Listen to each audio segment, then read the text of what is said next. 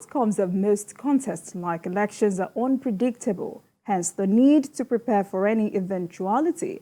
As such, the Independent National Electoral Commission, INEC, says it is making plans and preparations for the conduct of a runoff presidential election if no candidates meet the constitutional requirements to emerge winner of the polls on the 25th of February 2023. At a meeting with bureau chiefs and editors of media organizations in Abuja, INEC National Commissioner in charge of information and voter education, Festus Okoye, said such plan is the tradition of INEC for all elections conducted since the return of democracy in 1999. He said INEC is already planning to print double of the total number of ballot papers required for the first ballots, since the commission has just 21 days to the conduct of the runoff election. All right, Mr. Dotun, as it appears, it looks like a tradition, like INEC says. But do you foresee a different turn of events this time around? Well, I'm happy that INEC told us it's a tradition. For those of us who are watching from outside and who have somewhat been privileged to cover a few of these elections in the past, the way we are headed, it appears that there will be a clear-cut winner in the first ballot. Okay. It's the last two elections, or the last election, didn't even come close. Maybe the one that brought in President Muhammadu Buhari, about 2 million votes, made the difference. But looking at the setup now, looking at the campaigns, looking at how people are swinging, it appears it's going to be a straight fight between two parties. And there are lots of reasons for that. But the way it is now, INEC shouldn't have anything to fear. I'm not sure we are going to have any runoff. All right. You know, I asked this question because INEC and security agencies have been really speaking about some major factors that have been posing as threats to the 2023 general election. So it's also important that we continue to look at all of these different factors. All right, so let me welcome my second guest into the studio, Paul Dada. Good afternoon to you. Good afternoon. All right, you've been listening to our conversation, so I would like you to also react to that. Do you see a different turn of events in this time around? Well, about the election, Yes. whether it's going to be... If there will be a runoff election. Yes. INEC has always prepared for a rerun. It's not new. Every time there is an election, INEC foresees a rerun. And it is better for INEC to always prepare, not to be caught napping. But then, personally, if you ask me, I do not think there will be a rerun. I think whoever is going, I think whoever is going to win, will win by a landslide. Yes, of course, a three-horse race, but those of us who can read, who can analyze, who can see the strengths and the weaknesses of the parties. Those of us who are familiar with places that can be their catchment areas and all of that, I personally do not expect a rerun. I personally don't expect a rerun. But again, it is okay for INEC to prepare. INEC should always be prepared for that in case it happens. Because normally, the rerun must take place between 21 days after the main election. And should there be a rerun, which I don't expect, INEC cannot start printing the ballot papers and the materials at that time. INEC actually said they are still going to print these ballot papers. Definitely, that's what they should do. INEC is simply doing what it should do. And it's not new. It's always been doing that. All right, so while both of you share the same sentiments, let's still talk about some of these factors that have posed as threats to INEC and also the security agencies. Recently, INEC reported that 242 polling units in Katsina State, that's over 100,000 registered voters in 10 councils of Katsina State are under serious security threats, and this is the president's state of origin. Hold it down. Well, I'm not surprised that we have this kind of issue. It's very sad. Of course, Nigeria, normally, even without elections, has been having security problems. And usually, we know that in Nigeria, when it comes to elections, when it comes to the time of elections, people often, tempers are high, violence, characterize our election. Now, what the election is now even taking place at the time that Nigeria is bedeviled by a high level of insecurity. We should be concerned. But it's not enough for INEC to analyze the problems, which we all know. We've seen already INEC offices attacked and all of that. Now, it's not enough for INEC to just tell us these are the problems. What are the solutions? What measures will be taken in place to prevent violence from happening? All of us should be concerned because of the situation in the country at the moment. All right, Doctor, let me have your take on that. I think we had this same fear during the last election, especially in Borno State. And the elections went fruitfully. What will happen, and which is already happening, is that there will be deployment of more security agents. Well, we've always deployed a lot of security personnel. No. Now it's going to be targeted deployment for elections. Well, we may not have enough, but it then also depends on the intelligence that you get. We know the flashpoints. We know the areas where people are likely to breach the peace. We know. So it is a matter of targeting those areas with more personnel than those areas where you know there won't be a problem. For instance, you hardly have any threat during elections in Lagos. When you go to your state, you know where those threats are. You can talk of Ibadan. You talk of the northern part of Oyo State. Yes. You know. So it's a matter of being focused and then intelligence gathering, because these things move.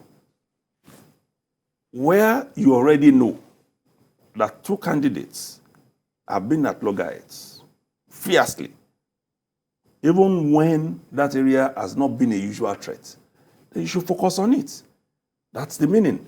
So it means if Borno, as it is now, is a bit calm, then leave it as it is. Let's go to Katsina, where the bandits have taken over a large part of the state. Zamfara is becoming calmer now. So it's a matter of the trends. And knowing that, see, there are some areas that you know that whether you bring out the security agents or not, people are not likely to come out to vote. Anambra is one. Imo is another in the rural areas.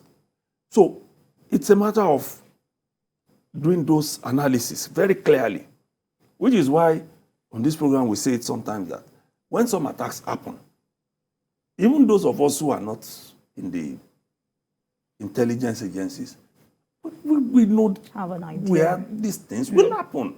And we expect that some of these things would have been predicted and nipped in the bud. So that's what this is all about. It's a matter of looking at what antecedents we've had. And in which, for instance, when you go into some areas where the presidential candidates appear to be both strong, then you should begin to focus. But where one has a massive edge, then you know. All right, gentlemen, let's quickly take Mohammed from Niger State. Hello, Mohammed. Hello, Mohammed. Please go ahead with your contribution. Good afternoon. Please go ahead with your contribution, Mohammed. All right. Okay. All right, good. I think Mohammed cannot hear us properly. All right, Paul, you wanted to react to that? I personally do not think we should rest on our horse and think that, okay, because there have always been fears and they were able to hold elections, So we can just now say, okay, the threats are not real, or the threats are no less serious than what they used to be. Now, the last time we held a general election was in 2019. What was the state of security then? What's the state of insecurity now? Things have progressively gone worse. We have experienced attacks even in places where they were not common. Recently, we have begun to experience attacks along Lagos-Ibadan Expressway. This is not the time for us to say, okay, maybe the threat, maybe it's business as usual. The truth of the matter is that we can't afford to do that.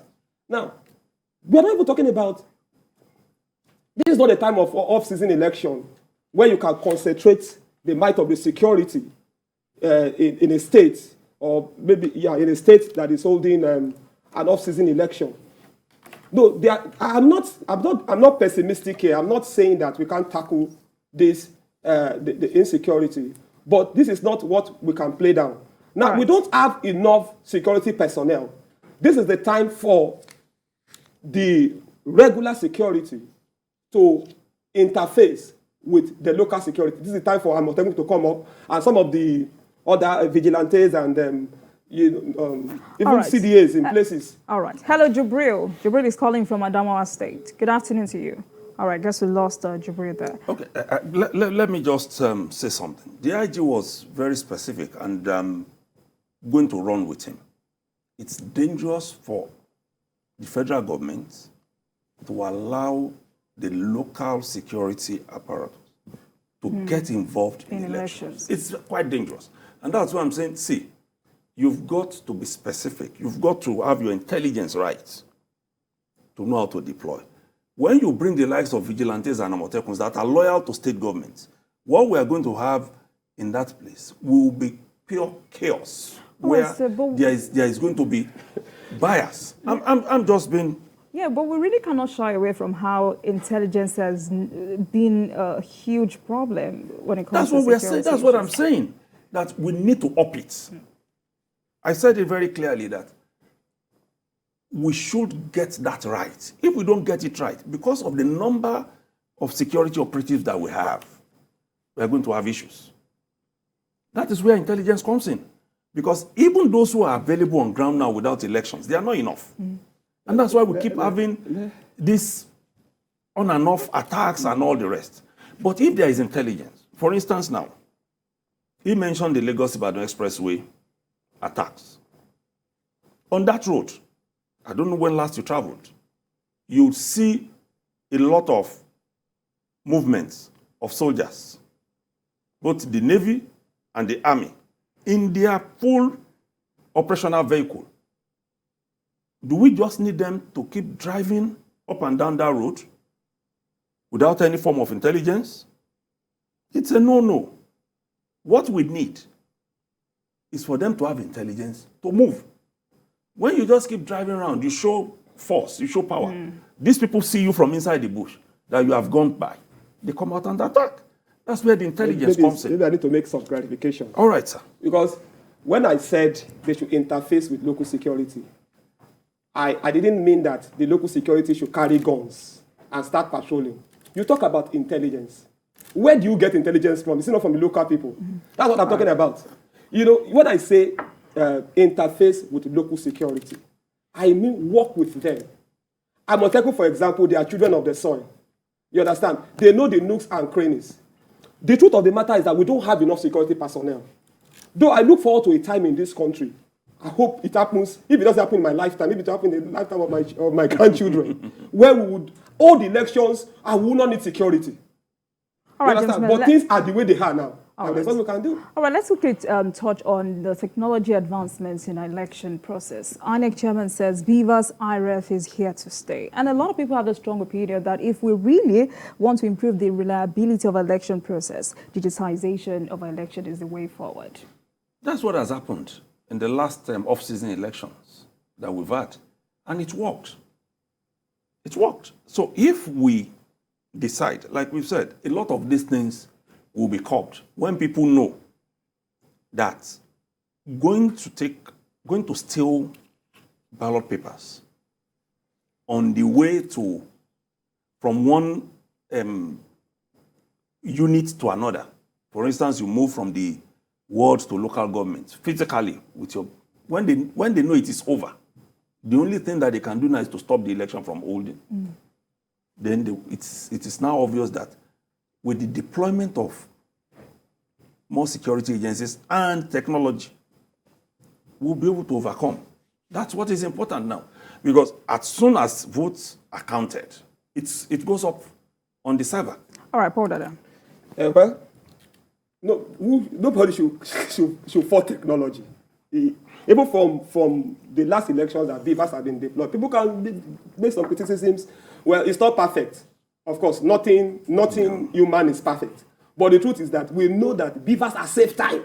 Remember those days that people would have to go and do verification, the voter verification, and then you stand in the sun for a long time, and then time wasting. Apart from time wasting, technology you can track with technology. You can track the results.